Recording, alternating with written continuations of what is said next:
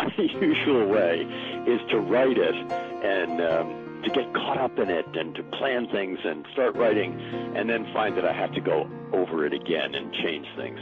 But this is not a problem for me. That's the way I write. I rewrite endlessly. Welcome to Writer's Voices with Monica and Caroline. I'm your host, Monica Hadley, and with me is my co-host and mother, Caroline Kilborn. And good afternoon, everyone. Yesterday we had a day of sunshine. My goodness, it was wonderful. And we're paying for it today with cold. Yeah, but no ice raining. That is true. Still ice left on the driveway, but no new ice. And that's right. That's Iowa winter. We haven't had a lot of real Iowa winters in recent years, so we can't complain too much. Yeah. No, but I'm going to complain anyway. Well, our book today is set a long way from Iowa. Oh, yes, it is. Why don't you introduce our guest, Mom? Our guest today is John Thorndike, and John grew up in New England and graduated from Harvard, took an MA from Columbia, and then lit out for Latin America. He spent 2 years in the Peace Corps in El Salvador and 2 with his wife and child on a backcountry farm in Chile. Eventually, he settled with his son in Athens, Ohio. Now, he has written several books and 2 memoirs, and this book is, the name of it is 100 Fires in Cuba, and it's a very interesting book. So, I'd like to introduce you to John Thorndike. Welcome to Writer's Voices, John. Very happy to join you today. Okay, 100 Fires in Cuba. What drew you? Now, this is a book that is set around the Cuban Revolution. It's a novel, but it features a real historical person. What drew you to this subject? The basic subject, for some reason, I was always drawn to Cuba. I remember being in the 60s when some of my friends went down and worked in the Venceremos brigades. Those were groups of people who went down there and cut sugarcane to help Cuba out. All of Cuba was cutting sugarcane, including Fidel Castro, who took one afternoon a week out to cut cane. It's a brutal job. And I just was interested in Cuba. And then on the other angle, and this is an historical novel, so you have all kinds of things that are absolutely historically correct, and then you have the novel part of it. And the novel part was that I was working on a book about my mother, or about a character inspired by my mother. It wasn't working out very well. And then one day I read that this famous to some, Cuban revolutionary, Camilo Cienfuegos, that is Cienfuegos, that's 100 Fires in Spanish, that's the title of the book, that he had come to New York in the 50s and was working at the Waldorf Astoria as a line cook. And it just suddenly occurred to me that the character in my book that I had paired up with my mother, that wasn't working out well, this guy would be much better. And suddenly I had Camilo Cienfuegos in my novel. So the woman is patterned after your mother then? Yes, to some degree. I mean, she is, in the book, she's younger than she was when I was born, before she met my father, had all her history. I kind of wanted to my mother died when I was only 30. She was 57. And I hope to give her a chance at another life. That's what I was doing. Wow. So how do you think, so the character in the book is named Claire. Did your mother actually live in New York during that time period? To some degree, yes. Oh, she was in New York. It wasn't exactly at that time period. Okay. Well, she was living in New York before I was born, starting in 1940, so it was some years earlier. And then actually remained in or around New York most of her life until she died in 1970. And was she a photojournalist like Claire? No, she wasn't. My mother was a doctor. She was an anesthesiologist. Wow. So on the cover of 100 Fires in Cuba, there's a photograph. Is that the real Camilo Cienfuegos? That is. And a very dashing guy. this is.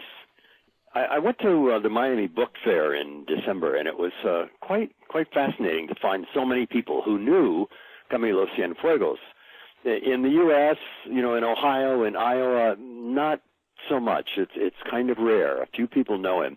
If you go to Cuba or you go to Miami, everyone knows this guy. In Cuba, he's as famous as Che Guevara and of equal stature. This is odd because we all know Che Guevara, right? Right. You go into the Plaza de la Revolución in Havana, and there are these two giant murals, and one of them is of Che Guevara with his beret, and the other one facing the plaza in the same way, equal stature, that's Camilo Cienfuegos. And the reason, he was one of Fidel Castro's early comandantes, one of his leaders up in the High Sierra. And one of the reasons the reason we don't know him is that he was there for most of the first year of the revolution's success. He came in, he was head of the Cuban army. It could have been Che, but Fidel didn't want to make a foreigner head of the Cuban army. So Camilo was head of the Cuban army. And 10 months into that revolution's success, he took off in a plane, an overland flight from the town of Camagüey, Cuba, up to Havana, just a little 2-hour flight in a tiny 2-engine Cessna. And that plane disappeared and was never found. And there we begin. And are there, of course, in your novel, you have a story about what happened to that plane. Yeah. Are there rumors? Are there multiple theories? And how did you decide on which one to go with? Yeah, endless theories and mainly two sides. Because if you go to Cuba and talk to people, Cubans are a little discreet about talking about some things, but everyone will tell you about Camilo, that his plane took off and a big storm came up and blew it out to sea, and he went down in the ocean and was never found. In Miami, the great majority of Cuban Americans, or as they usually call themselves, Cubans, they think that Fidel Castro had this guy killed because Camilo was too popular. He was not a socialist or a communist. The fact was he was very loyal to Fidel. He was, as they say, a Fidelista. I've read everything I could read on it, and I don't have any proof. No one has any proof of what happened. I resolve it. He takes off in that plane, and after that, he's mine.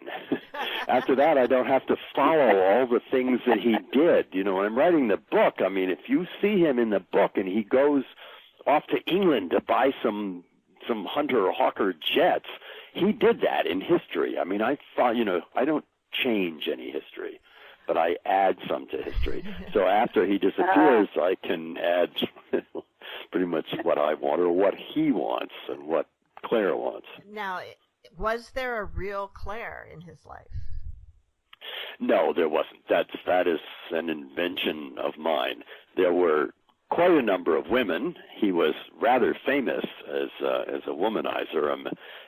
He was just, Cuba loved him. He was funny.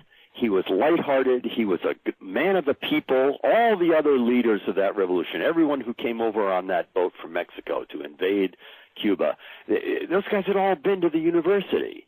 Che, Raul, Fidel, Uber Matos, all those guys were university educated, and Camilo was not. His parents were tailors. He'd been through the 8th grade, but he was daring and funny and lively, and women liked him a lot. You mentioned his parents were tailors.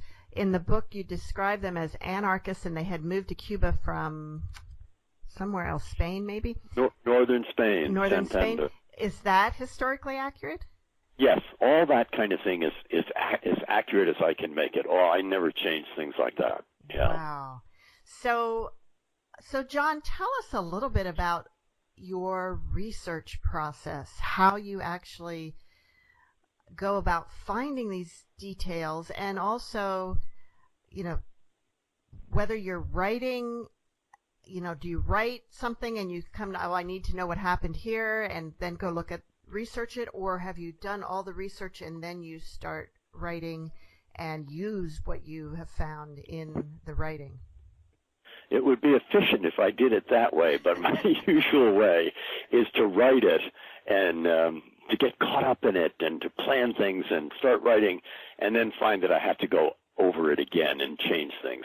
But this is not a problem for me. That's the way I write. I rewrite endlessly. Basically, I had, as I said before, I'd been all interested in Cuba, and interested in that revolution. I mean, it's the most romantic. Somebody would jump on me for that word, but it's a symbolic, fabulous little piece of history in which 82 men got on a boat in this little Mexican port town, a boat that Fidel had bought, called the Grandma. He bought it from an American. The American had named it Grandma. And you can see that boat today. You go to the Museum of the Revolution, and out in back, under glass, you can see that boat. They don't want you on it, but you can go right up close and look at it. That's how famous it is. And so they come across 82 of them, and they land in a disastrous landing. And within days, the vast majority, perhaps 50 of those guys have been killed. Some shot by Batista's troops, some surrendered and then executed, and about 15 of them made it up into the mountains. 15 people, 15 guys. And 2 years later, they take over the government of Cuba. It's quite amazing. A story. So I got all wrapped up in that, and that was the first time I heard about Camilo. He was the last one that got on the boat. And in my telling, this is a bit made up, but Raul was keeping track of the number, and Fidel said 80. That's all. Or Raul said 80. That's it, Fidel. We can't take any more. And some other guy came up and said, "Let me on. My brother died at this other invasion." And then Camilo steps up and he says, "Take me because I can shoot well." And Fidel says, "Yes, you are good. You're good with a gun." He's seen that in the training camps in Mexico. But there's no more room. I'm sorry. And Camilo says, and this is out of history, "Take me because I'm skinny and I'll fit." And that was just too much for Fidel. He took him. That's how he got on board. So all those, all that was just a delight to research and read all the different pieces I could read about it. And then when I'd settled on Camilo, I read a couple of books. There's almost nothing written about him.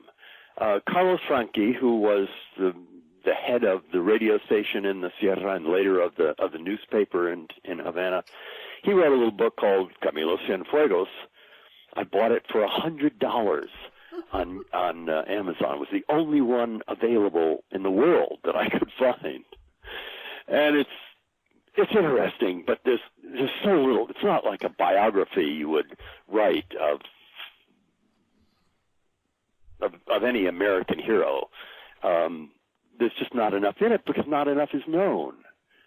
And then later, when I went to Cuba, in Havana, in a little plaza which sells used books, I found this massive, turgid, usually boring book called Camilo Cienfuegos, El Señor de la Vanguardia, the man of the vanguard. He was always in the lead. He always took the most dangerous position. And I read all that. It was mainly his speeches and where he went on this day and that day, and about his character, very little. But who had written that, and how did they have that information? Yeah, that was written by a guy called William Galvez, who was part of the revolution and who devoted himself to, of all things, Camilo. It's the kind of the official biography of Camilo. You're listening to Writers' Voices with Monica and Caroline, and our guest today is John Thorndike, author of 100 Fires in Cuba. So, Mom, do you remember this time period? Do you remember like what was going on in the U.S. when this was happening? Well, actually, I had a classmate who was married to a doctor who had come from Cuba, and he had to take classes in. They didn't accept that he was a doctor. He had to take classes here again. So that's how she met him. She was in nursing school and he was in medical school. But yeah. So she told me something mentioned Batista and everything, and how glad he was that he had gotten out of Cuba. And my question is, were there a lot of people in Batista's army and so forth that were glad for this revolution, that gladly joined the revolution, or how did that happen? That happened, and but those who were actually in Batista's army, one, they were under some danger of being punished by Fidel Castro and his brother, and of the common populace, Batista was not well liked. I mean, his National Guard had been raping and pillaging and stealing, and it was a nightmare. And so that is how 15 guys were able to, everybody would join up with them because they were so fed up with Batista. Then when they took over everything, the original reaction was just wildly in favor. I mean, I've seen actual films of the day that Fidel came into Havana, and the pueblo is just ecstatic. And that, over the years, that has ameliorated. That has turned a little bit. But at the time, they were so the general population was vastly glad. Some of the very wealthy and some of the people, particularly in Batista's army, not so happy about it. Well, in the book, when they took over, it said that a lot of the wealthy people were trying to get out of Havana. They were trying to get out of Cuba. Yes. Did that happen? And that did start right away, many of the wealthy, but there were plenty, and indeed a character in my book, Domingo, who is not ready to go at first. Takes him a while before he thinks, I got to get out of here. Well, when the revolution was happening, before Fidel took over, did the people necessarily think of this as it was going to be a communist revolution? No, absolutely not. I mean, Fidel, at the early part, he said, I am no socialist, I am no communist. And in fact, there's some debate about where he stood on that. His brother Raul was a flat-out communist, and Che Guevara was even more extreme than Raul. These were guys who thought that Russia had sold out to market forces. They didn't think that Russian communism was strict enough. Wow. What do you think it is that, and in your book, part of the conflict there's a conflict between Camilo and Raul because Camilo is not in favor of communism. And was that historically accurate, that he was not? That is pretty historically accurate. But as I said before, he was a Fidelista. And in the book also, and in history, a famous incident where another comandante, Uber Matos, tried to retire from the revolution. He didn't like where it was going. He said, let me step back. I support you, but I don't want to be part of it anymore. I want to give up my role in this. And Fidel would, you were either on the bus or off the bus. You couldn't step off the bus. If you're not with me, you're against me. There we are. Yeah. Yep. And they put that guy, they didn't kill him, but it was close. He did 20 years to the day in jail in Havana, and then got out and joined his wife and his family in Costa Rica. So Camilo had been asked to go arrest him. He was a good friend. They'd all fought together, and Camilo did arrest him. Wow. But he was going to be put in a delicate position. And the president of Costa Rica, who comes to speak in Havana after the revolution, tell us a little bit about him and the story behind that. Yeah, Pepe Figueres, a wonderful guy who, in my mind at least, who brought all kinds of changes to Costa Rica. He abandoned he dismantled the Costa Rican army and put all that money into social services. He gave women the right to vote in Costa Rica, and he was an early supporter of the revolution. He really hoped to see all kinds of revolutions, democratic revolutions. He was a democratic socialist, and he came to speak. He had sent a plane load of guns to Fidel early on, and he was invited by Fidel to come over and speak to the nation, and they had these massive rallies where Fidel would sometimes speak for 4 or 5 hours. But Pepe Figueres came over, and he spoke, and it was a time of great conflict between the Russians and the U.S., and he said, if there comes to be a conflict between Russia and the United States, we cannot take the side of the communists. We must take the side of the United States. At which point another guy jumps up, grabs the microphone from him, and says, this will never happen. And then Fidel calls Pepe Figueres a bad communist and a bad friend. And that was the end of that. And that all happened, again, that's, I don't change that history, but as you know, he figures later in the book. Right. Mm-hmm. Right.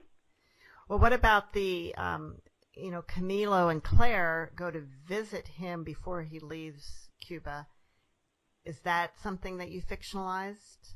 Yes, because there was no Claire, so I had to fictionalize that. Obviously. All this discussion about Camilo, it's all fascinating. And when I come to present the book in public, when I choose a cover for the book, look who's on the cover. It's Camilo Cienfuegos, because he's known by some at least, and he's a dashing figure. And you can talk about what actually happened with him. But in fact, this book is really, look at the percentage of point of view from Camilo is probably maybe a quarter of the book, whereas Claire's has the rest. It's really her story and her battle or debate or conflicts with this man that she has fallen in love with and had a child by. And it's really a story about Claire and Camilo. And I sometimes feel I feel that I'm cheating or something. I'm using Camilo because he's easy to talk about, and we look at all the fun we've had talking about Cuba and the history, and right. Whereas really it's a novel. And novels, I've written both memoirs and novels. Novels are a lot harder to talk about. You have to talk about the whole character. You have to invent this person, and then. Right, and you don't want to tell too much about the novel, about the plot, and about what happens, because, then it's a spoiler. Right. That is true. You're listening to Writers' Voices with Monica and Caroline, and our guest today is John Thorndike, author of 100 Fires in Cuba, which is a novel. Yeah. I was going to say, you really can't be a spoiler in this because so many things happen that you're not expecting. I mean, you can't put it down because you want to know what's going to happen next. It's just, to me, it was well written that way. And I was interested too in Claire's perspective of being a photographer. She wanted to have pictures of the people, and she did that, tried to do that, and then she worked for Life magazine, and that was that was how she made some money, of course. But it was and that was an interesting part that you did with her, having, instead of just being a housewife and a person there, she was actually part of the whole thing. The reason for that, or what led me there, is that my father was managing editor of Life magazine in 1946 to 49, And he knew so many of he knew all the life photographers, and I was always aware of them, and so I kind of leaned on that. And I thought, well, I'll make my mother one of them. And there were women, Margaret Bourke White, who had the first cover on Life magazine, was a famous photographer, and I wondered how you, because there's a lot in here about about getting the right picture, knowing what to take, knowing how to work with. I mean, even how Camilo and Claire meet, where she is on assignment to take some pictures in this kitchen, and how she draws Camilo out through her lens. So I wondered how I thought you must be a photographer yourself.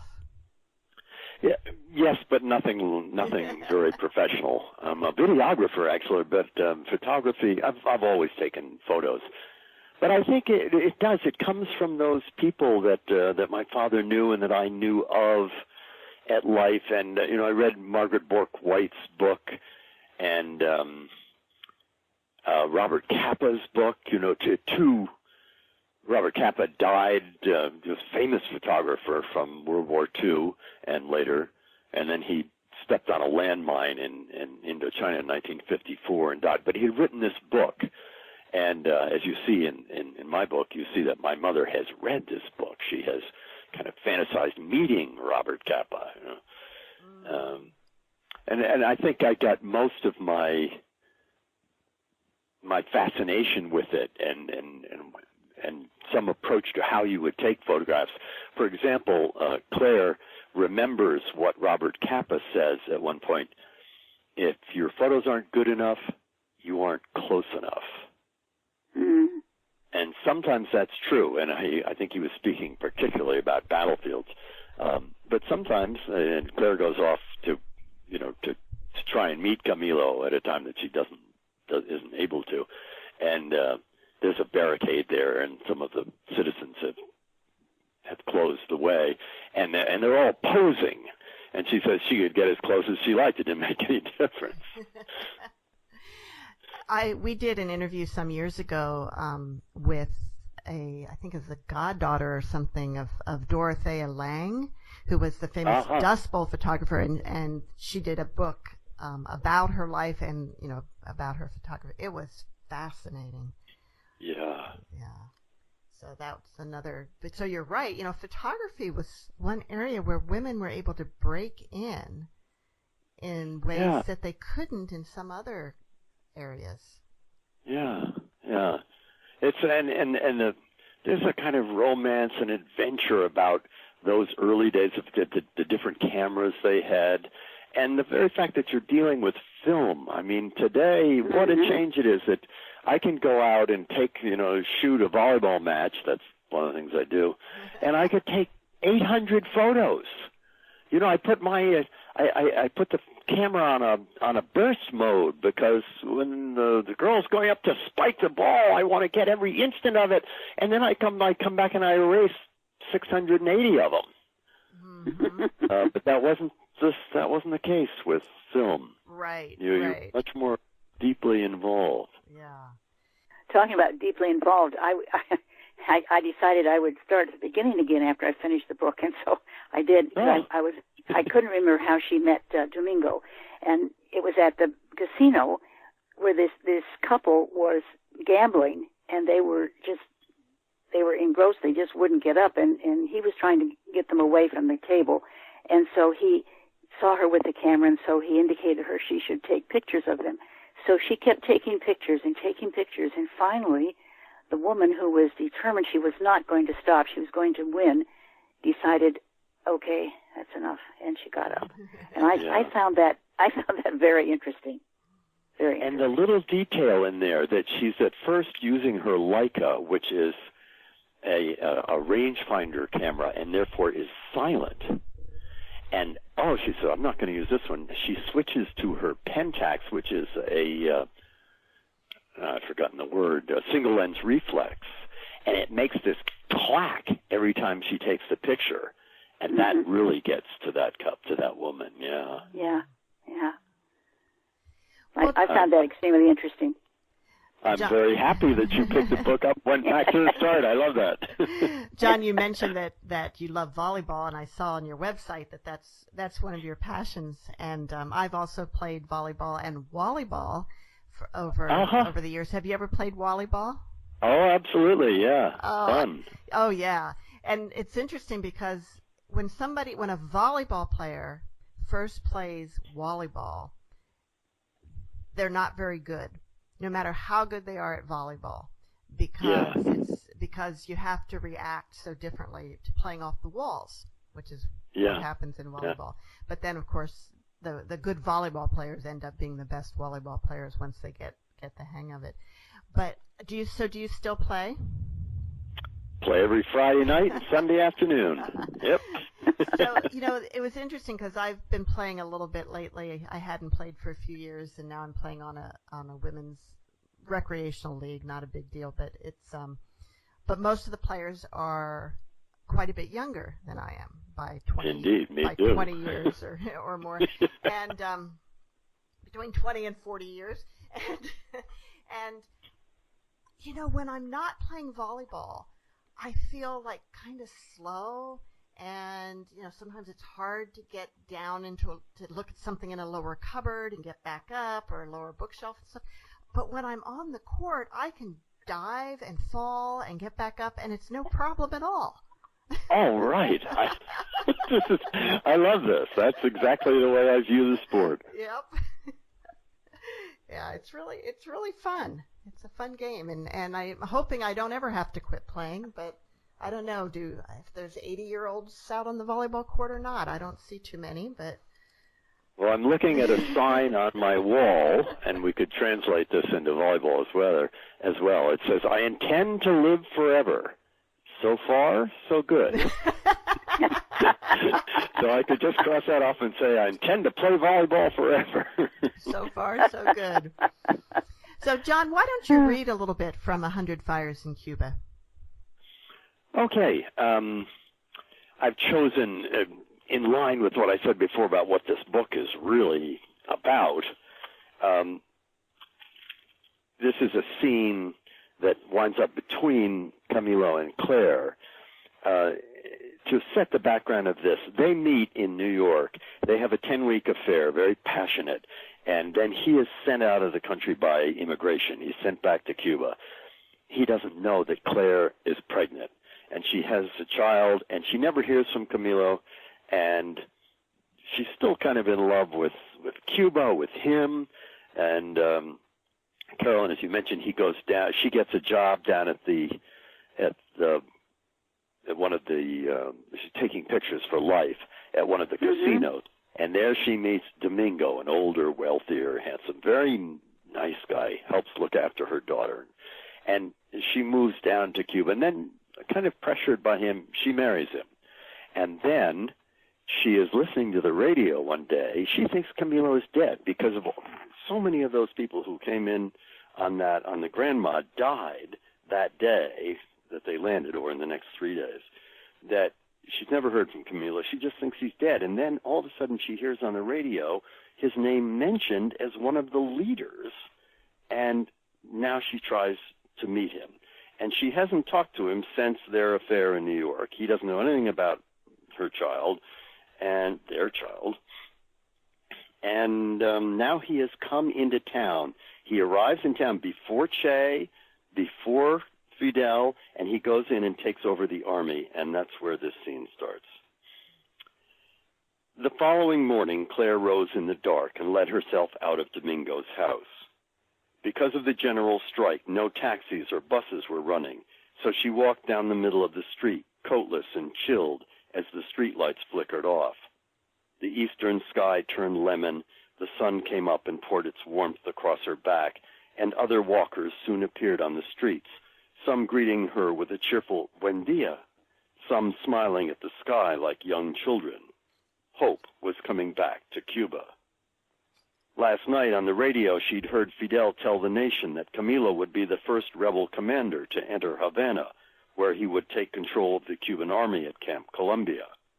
She'd arranged for Rosa to come and look after Ala, that's her daughter, and with Domingo out at his sugar mill, she was on her own. In part, she felt the way people looked, happy and expectant. At the same time, she worried. What if she got through to Camilo only to have him shrug her off? 100 yards short of the camp, she stopped, took her Leica from its bag, and attached her life pin to the lapel of her blouse. It came from the days when she worked for the magazine, and it had smoothed her way before. Usually just picking up a camera made her feel confident, but not today. At the last moment, she slipped off her wedding ring and stashed it in her bag. At the gate, 3 bearded sentries, full barbudos from the hills, stood guard in their ragged fatigues, their rifles held loosely as they stepped forward to block her way. "Señorita," said the first. Claire reached out and shook their hands, one after the other. Buenos dias, compadres." "Could they be of some help?" the soldier asked. "I would like to speak to Camilo Cienfuegos." This brought a burst of laughter. "You see how fast it starts," one of the other men said. "We've been here for 6 hours, and already a woman wants to meet Camilo." "No," Claire said, "I'm a photographer. I work for a magazine." She lifted her lapel, unsure if these men would even know about life. "It is lamentable," said the first soldier, "but we have our orders. No civilians today, and no journalists." "Listen, I know Camilo. We are friends." "Of course. Everyone wants to be friends with El Chico Lindo, the beautiful boy." This was followed by another ripple of laughter. Was this how it was that women followed him around? Claire pulled back her shoulders. "No," she told the sentry. "I have known him for years." "Of course. I'm sure it is so." And then I'll skip past. She's got to get past those sentries. And now they take her in finally. Camilo stood behind a desk, half turned away, his broad felt hat pushed back on his forehead. His beard was full, and his hair fell to his shoulders. How skinny he was. "Camilo." He turned at her voice, and for 5 dreadful seconds stared at her in silence. Claire waited, miserable. Didn't he know her? Would he keep looking at her as if they'd never met? Finally, "It's you!" He stepped toward her, put his arm around her, then leaned back to look her over. He stared at her face, at her shoulders and chest. He waved his other hand at the half-dozen men in his office. Leave us for a moment," and they all filed out.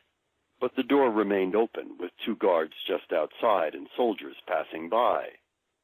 "How can this be?" he said in English. "On this perfect day, on this first day of the revolution, you are here. You are in Cuba." "I've been here for months. I'm taking photos for Black Star and for a Cuban magazine." She was aware, as she spoke, of Camilo's hand moving slowly across the small of her back. He smelled of sweat and soil and clothes slept in for weeks at a time. The odor up close was overwhelming, and seeing her hold back, he laughed. "Que olor, no? I must bathe," he said. "I must sleep, but there is no time. I must smoke a cigar. I must dance in celebration, and still there is no time. And you come without telling me." "How could I have told you?" On the desk beside him lay his submachine gun, its wooden stock stained and dark, its barrel pointed toward the door. His beard was a jungle, and in it bits of something, perhaps bread, were caught beside his mouth. His hat was tattered and his cuffs frayed. He was a comandante, but looked the same as any of the bearded soldiers. More beautiful, though. What caution Claire had was dropping away like a skirt off her hips. And that scene goes on, but perhaps that's enough. And that was John Thorndike reading from his novel 100 Fires in Cuba. And you're listening to Writers' Voices with Monica and Caroline. So you've been to Cuba. Yes, I went only once. I still want to go back and spend a long time there, but I went one time. I had to go look at the places where I'd set all these scenes and so on. Right. And how open did you find people to talking to you about, to helping you with the details of the setting? Well, there I was in the setting, and so I could see some of it. But when it came to Camilo, as I said earlier, not much is known about him. And people were very ready to talk about him, but they didn't know anything, to be honest. They had his birthplace all mixed up. They thought he was, that he was born out in this little town where he fought a battle. And, he's a hero, but heroes are sometimes known by just the outlines of their history. So you felt welcomed there by the local people? Oh, you could talk to anyone. And I did, of course. I went with a little group, a kind of tour, led by Tom Miller, who's written a wonderful book on Cuba called Trading with the Enemy. But I didn't go around with them most of the time. I had research to do. I wanted to go out and see the places I wanted to see. And, I just went about on my own. And anybody to talk to, no one was following me around or asking me any questions or anything like that. It was quite a wonderful time. And I know that for many, many years, Americans couldn't go to Cuba directly, and then they could go, but only as part of an educational organization. And what's the status now for Americans visiting? Oh, it's Cuba? almost the same now. You can still go, and you're supposed to go as part of an educational. But, before Obama opened things up, believe me, people were going to Cuba all the time. The only thing you had to do is you had to go through Mexico or through the Bahamas, and then you would fly from there into Cuba, and Cuba understood all this and would not mark your passport.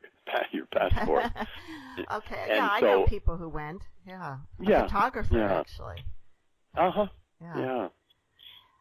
Do you? The most interesting person I spoke with down there, and this was set up by Tom Miller because he knew everybody, was a woman named Nati Revuelta, who had been one of Fidel's lovers, even as the revolution was starting, and had a child with her, a woman, Alina Fernandez, who still lives in Miami and is on the radio often down there. So I went to have lunch with her, and we just talked about things, and finally I said, I'm writing this book about Camilo Cienfuegos. Was I imagining that her whole posture stiffened slightly? Because you cannot mention Camilo Cienfuegos with anybody who knows, about the exiles in Miami, without knowing that there's this big debate. Did Fidel have him killed? And she began to tell me this story about how she was in this office, the office where the government was being run out of. And she heard on that day Fidel screaming at Camilo. Camilo had gone down to arrest that guy that I mentioned, Uber Matos, and he hadn't come back. And Fidel would say, "You get back here right now. You come back now. No, you don't wait for that plane. You get on a bus. Get on a train. Get back here now." And as I put this in the book, it sounded Fidel had run off the rails of reason. I mean, he was just wait an hour for the plane, and he'd be home long before taking the train, which was an overnight ride. And I was kind of amazed at the start that Nati Revuelta was telling me how angry Fidel was at Camilo on the day he disappeared. Wow. But then later I thought about it, and I thought, this could have been kind of a cover, because this was Fidel saying, "Don't get on that plane. Don't get on the plane."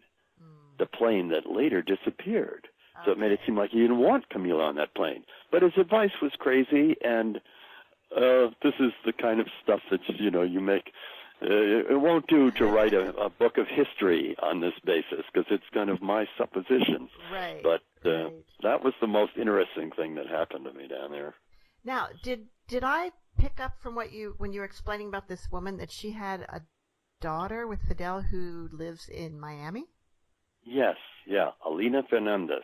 I've met her too, actually. And why would Fidel's daughter not have stayed in? Well, Fidel did not look after her very well. He just didn't look after her at all. And she didn't know until she was 10, I think, that she was Fidel's daughter, because her mother had been married to another guy. And then Fidel, in my book, in my literal book, or in my theories, not terribly responsible about his children. He had a lot of them. And,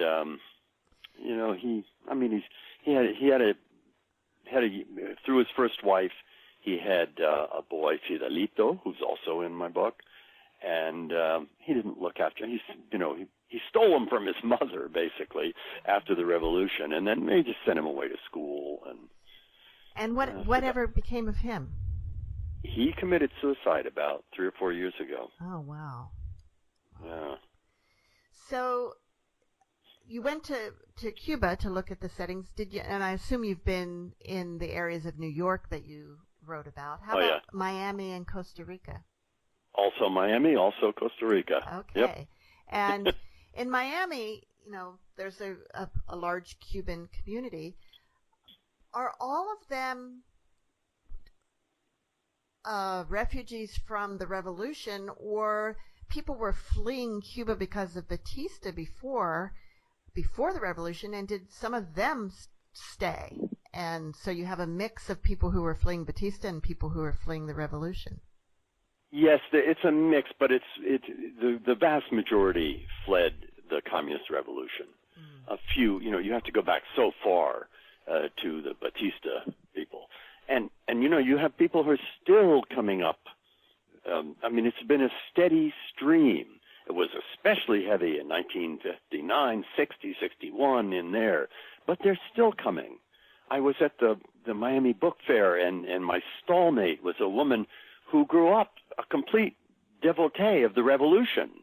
She was sent to a camp where she was trained, and I think she was trained as an engineer, and was a true believer. And then just it wore on her, and then she came up to the U.S., and now she's on the other side. Wow. Well, we look at the revolution as having been a failed socialist experiment, but how much of the failure do you think is due to the obstacles that the United States put in their way? I think it's enormous. This is now we're getting right into politics, and it's always delicate. But it's just crazy. We're trying, and you get the politicians from South Florida are just absolutely firm on this. We must be stricter and harder. We cannot open up to Cuba. And we have been doing this for 55, almost 60 years. Yeah. And what's the point of it? It doesn't work. Let's just open everything up and give them the internet, the natural flow. And how much do you think the United States kind of rejection of the revolution drove Fidel into the arms of the Russians?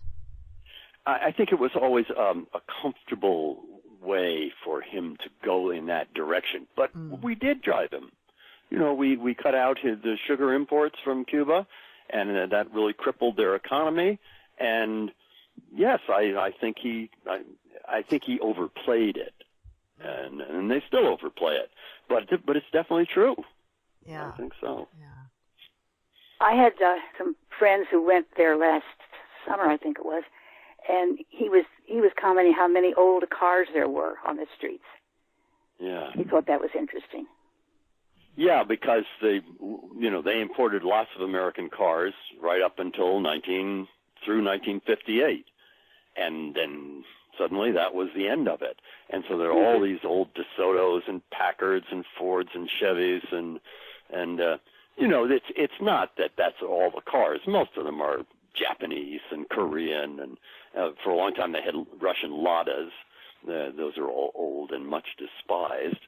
But I'd say I actually did a count both in Havana and out in the country, and I thought somewhat less than maybe between 20 and 25% of the cars were old American cars. And then I took a ride when I went out to this little town to the west of Havana in this car. It was an old Chevy, but it had a lot of transmission in it. as well as power windows. They're quite inventive. So, John, this is not your first book. Can you tell us a little bit about your history as a writer? Yeah, let me say I wrote 2 novels. My first 2 books were novels, one about a woman whose 9-year-old son dies in a car crash, the worst loss I could think of, and the second about a couple who's been married for 20 years. And then I came along and I wrote a memoir about raising my son. His mother was a schizophrenic, and I got him when he was 3. And then more to the point with this book is that in 2004, 2005, I went to live with my father where he lived on Cape Cod in his last year, and he was 90 and then 91 years old, and he had Alzheimer's. And so I wrote a book about that year called The Last of His Mind. And that really plays with regard to this book, because it was after that I thought, I've written all this stuff about my dad, I want to write about my mother as well. And that was the generating force for this book. That's where I started to just to think about it and to invent some characters. And that's what got me going on this book, was that I had written an entire book about my dad. I'm curious, you talk about, you wrote a memoir about raising your son whose mother had schizophrenia. How did your son feel about you writing that story? He's always been great. I told him I wouldn't publish anything that he didn't want me to write. And there were a couple of things in there. I can't even remember what they were now. But I cut those out. But he went along with everything. He did not have a good history with his mother. I mean, she was actually fabulous in the first kind of year and a half of his life. But he can't remember that. Yeah. And he once told me, this is 5 or 10 years ago, he said, Dad, I don't have one good memory of my mother. Mm. And that actually, that in a way had something to do with me writing that, because I wanted to show her before the schizophrenia. Mm-hmm. And, I have many good memories of her, plenty of troubled memories, but he has no good memories. That was really a sad thing to hear. And and writing about your father, were there other, do you have siblings and so forth that you sort of cleared things with before you published? Yes, I have a brother and a half-brother. I just call them my 2 brothers. And both wonderful guys, and both extremely helpful. I was the one who wasn't married, who didn't have a 2-year-old child, who didn't have a steady job. I was the one who moved, just left everything and went to move in with my dad, because that's what he wanted. He did not want to go to some home. And they, of course, they couldn't do as much as I was doing, but both of them were a tremendous help. One of my brothers is a lawyer. He took care of all the finances and the legal stuff, and then they didn't object to. They had a few pointers, but they were both very supportive. And that book looks like won quite a few awards. The Best Book of 2009 from the Washington Post, an Indie Top 20 from Publishers Weekly, and so forth. Yeah. And your current book, 100 Fires in Cuba, has also generated some really nice attention. You want to tell us a little bit about that? Well, the greatest for me is Kirkus. Not many readers don't know anything about Kirkus, but in the book industry, Kirkus is one of the 2 primary early reviewers. The other is Publishers Weekly, and Kirkus is rather famous for being severe. They don't like plenty of books, and they'll tell you. And I've been reviewed. I've been reviewed by Kirkus 4 times before this book. And I'd never gotten a starred review. They were okay, but it wasn't a starred review, which they only give to a number of the books. And this time I got a starred review from Kirkus. I was quite happy. And then they come along and they give me a Best Book of the Year one of 7 in the indie published historical fiction, and that was a treat. I was dancing. Now, is this book? Tell us about your publishing story. You know, how you got this book published, and is it the same or a different type of publishing realm than your other books? Well, my first 3 books were published by New York houses, and that was good, but you know, they don't have the time and attention to give to people and books. I find it very difficult. Many have complained about it. You know, if you're a huge bestseller, okay. And then, so I published the 4th book about my dad with a press right here in Athens, Ohio, the Ohio University Press. It's actually Swallow Press, which is part of the OU Press. And they were so great. They were really great to deal with. They don't have quite the clout, but they were wonderful. And but then this book, being a novel, it's less in there. They don't do much fiction. So I had met a guy at the Ohio Book Festival named Raul Ramos y Sanchez, a Cuban American who had come up here when he was 8 years old, and he had a little publishing house called Beck and Branch. And so I just joined up with him, and he was a tremendous help. He and Rebecca Coffey, who's the other main partner in that. And it's, you know, when you do it yourself, you've got a lot of work to do. But the fact is, if you're doing it with the New York house, you've got a lot of work to do. You're going to do it yourself. They're not going to do it for you. And right. So by using a small independent press, you don't have to do everything that you would have to do if you were self-publishing.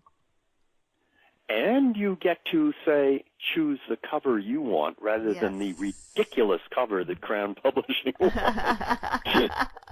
So you get more independence, more control.